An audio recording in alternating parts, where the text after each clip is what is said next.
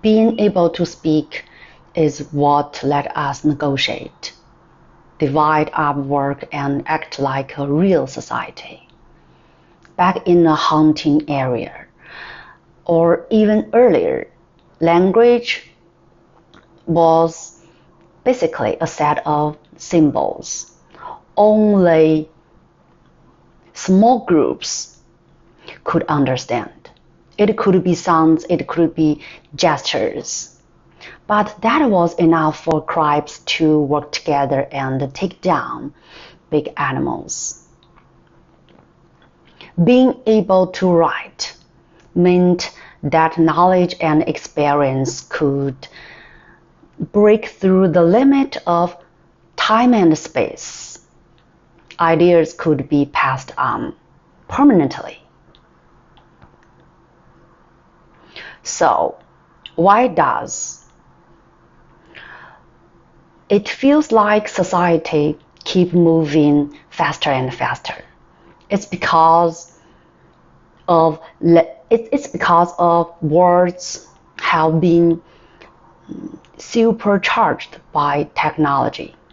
Once the printing was invented, words turned into books. Once the internet arrived, the cost of spreading words dropped to almost zero, and speed went through the roof. And here's the thing. Economic growth depends on the flow of information and energy. When words team up with technology, society can't but accelerate. In fact, tech upgrades and really any kind of progress are impossible without words. That's why literacy is the foundation of all civilization. And that's why mastering language is basically the first lesson before every other lesson. What's the point of learning a language for me personally? Tip number 1. Language is the foundation of all subjects. If a child struggles in other objects, often the root problem is language. Take math, for example. Many times kids don't understand what the problem is asking. This is especially true for younger students. They may not even know the meaning of certain words in a question. Meanwhile, adults focus too much on problem-solving strategies. From my experience, if you just have a child read problem out loud, word for word, and even a few times, they can often solve it on their own. What improves first isn't math, but their reading and comprehension skills. And here is the thing. Mastering your native language is extremely helpful for learning a foreign one. Your understanding of grammar and sentence structure in your mother tongue directly shapes how easily you can pick up another language. I will break this down more in the later sections on language learning priorities. Tip number 2. With AI around, is language still important? Absolutely. Think about it. Computer code is precise and unambiguous. It's an artificial language. Human languages, our mother tongues, are flexible and constantly evolving. And AI is just the bridge between the two. So when you use AI, look something up. The more precise your words and the clearer your logic, the better and more complete the response you will get. In other words, strong language skills make AI more powerful for you. Tip number 3, being multilingual has huge benefits. First, for brain health, this is your prefrontal cortex. It handles rational thinking, emotional control, and social interactions. The neurons and neural networks can be trained and strengthened throughout life. And language learning is one of the best cognitive workouts. When you learn a new language, you are not only using memory, but also training your logical thinking by understanding structures behind language. The combination fully activated your prefrontal cortex, making it stronger. Here's an invisible fact. As we age, gray matter and white matter in the brain naturally decline. And with that, recognition, emotion, and even movement abilities weaken. Conditions like depression, Parkinson's, and Alzheimer's are often linked to damage in gray or white matter. Learning multiple languages forces the brain to switch flexibly between different systems. That builds and reorganizes neural networks, increases gray matter density, strengthens white matter. Honestly, multilingual learning is like a tennis for brain.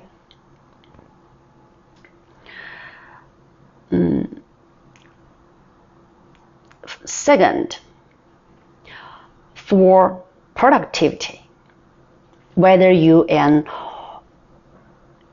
individual or part of or organization, the speed and range of information you can access directly impacts productivity. The world is round. Every new language is another tool for opening it up.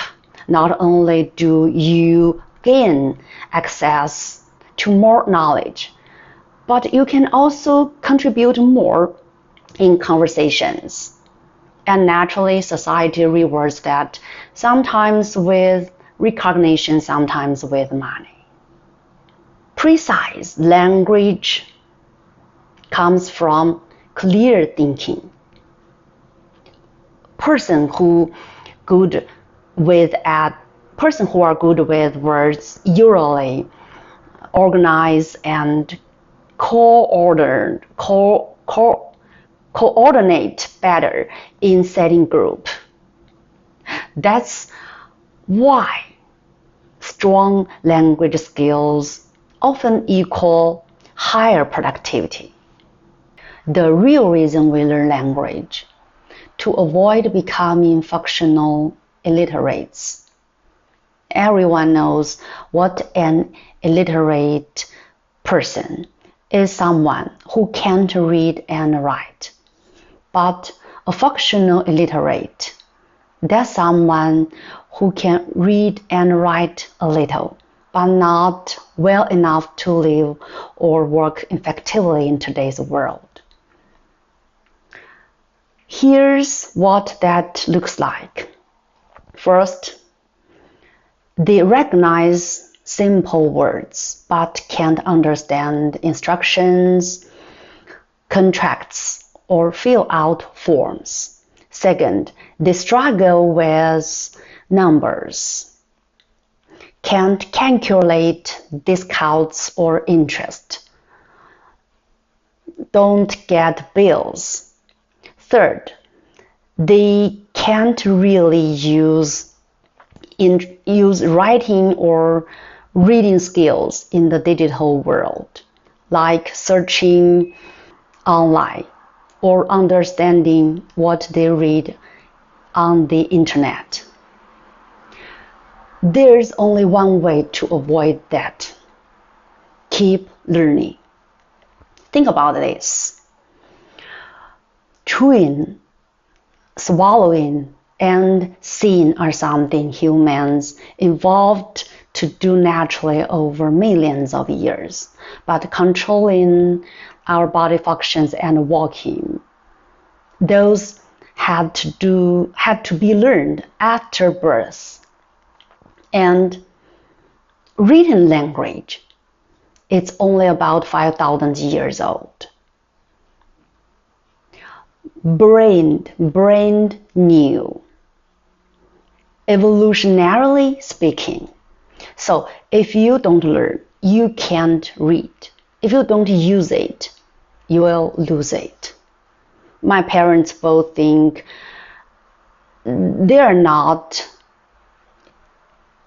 illiterate, but I see the difference. My dad can type because he doesn't know pinyin, so he uses he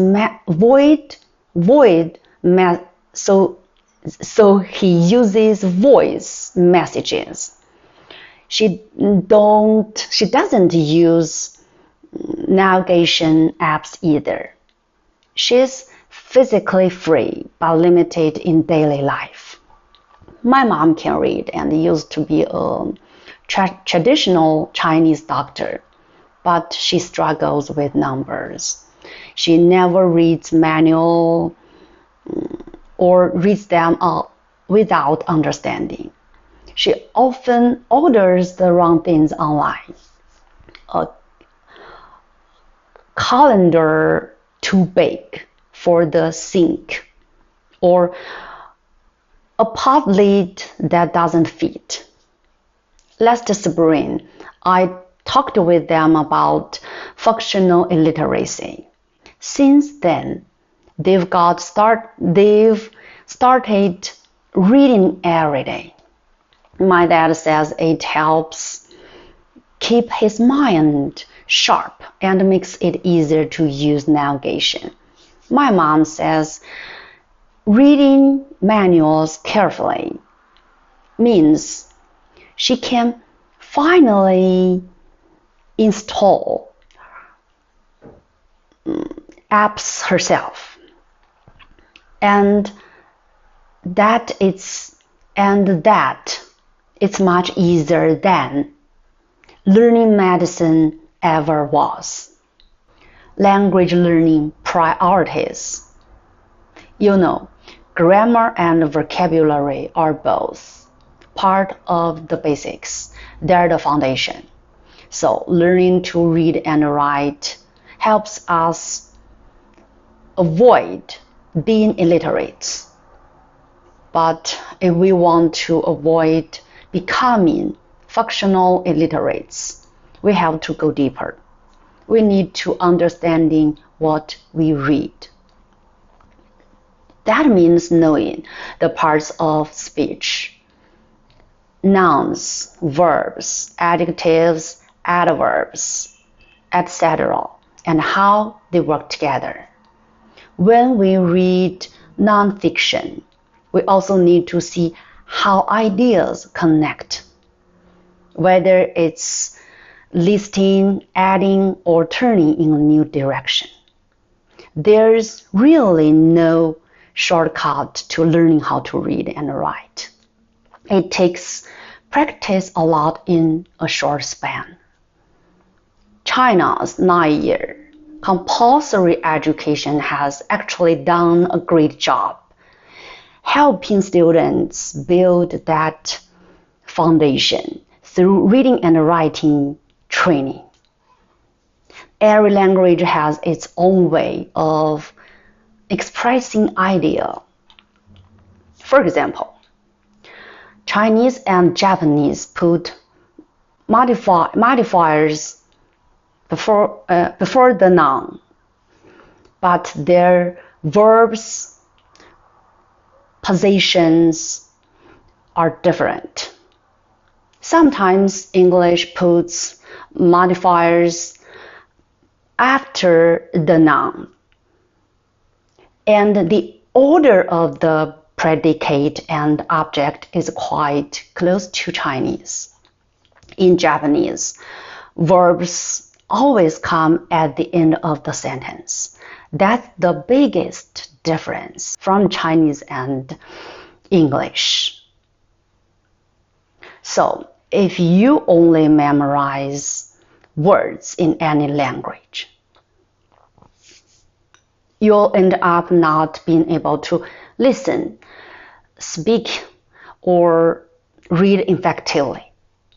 So, understanding how your native language works, how words and sentences fit together, actually helps you learn a second language much faster. Now, the second part is something people often overlook, is reading aloud. When we think of reading, we usually think of silent reading. But what we often forget, the power of reading out loud. Silent reading uses your eyes and your brain. Reading aloud adds more. Your ears, your tongue, your voice. Because you are using multiple senses, it helps you focus and stay present. Kids who have trouble focusing and recognizing words actually benefit a lot from reading aloud. And the best thing about it, you don't skip words. Remember the child I mentioned who finally understood math problem after reading them out loud, word by word. That's actually how it works. So both elementary and middle school students should make reading aloud a daily practice. My daughter is almost 15 now, and she still reads aloud every single day, whether English or Chinese. If she's reading with her voice. At least, you know what? We can't stress this enough. Building a reading habit is life-changing. Yeah, we all learned how to read and write in school, but here is the truth. If you don't use this skill for years, it fades. That's why so many people see a page full of words and instantly think, oh, too much, I'll skip it. This little habit, avoiding text, That's actually the first sign your reading ability is slipping. Reading should be just like brushing your teeth or washing your face, something you do every single day. And if you're just starting out, don't focus on speed and difficulty. Focus on consistency. Same place, same time every day. Start simple, just 25 minutes. One Pomodoro, that's all. Once reading becomes a habit, something cool happens. You naturally want to write. Why?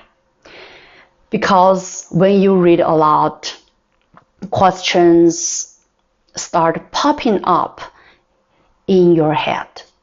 Your ideas get clearer, and naturally you have to put them down. And here's the key. When your ideas get clearer, your actions start to change. Someone who say, I control the density. What they really believe in is this. Your future is nothing more than the result of all the small changes in your actions, stacked up over time. So yeah, read every single day.